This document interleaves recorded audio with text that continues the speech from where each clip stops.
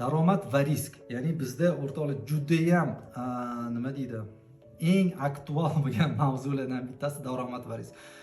Odamlar juda ham katta daromad xohlashadi, juda ham katta daromad, nerealniy daromad foizli xohlashadi. Ya'ni 1000% xohlaydi, men bir oyda misol uchun 1 yilda 300% qilaman deydi и так далее.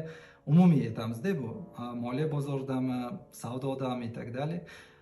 Moliyada, moliya bozorlarida, dunyo moliya bozorlarida sizni daromadingiz, ya'ni sizni riskingiz bilan daromadingiz bu teng-teng deyman. Siz qancha daromad xohlaysiz, shuncha riskka tayyor bo'lishingiz kerak. Tushundingizmi?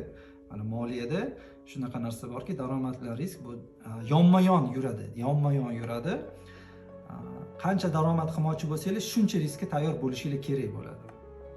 Shuning uchun ham bu yerda daromadlarni, kapitalni himoya qilish juda ham muhim. Ya'ni katta risklarga borishadi.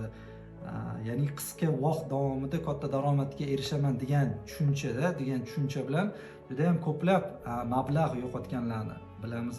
Shuning uchun ya'ni riskka amal qilish kerak. Ya'ni riskka har doim tayyor turish kerak, riskni minimal olish kerak. Minimal, uzoq muddatli daromadni ya'ni ko'zda tutishimiz kerak, reja qilishimiz kerak bo'ladi. Ya'ni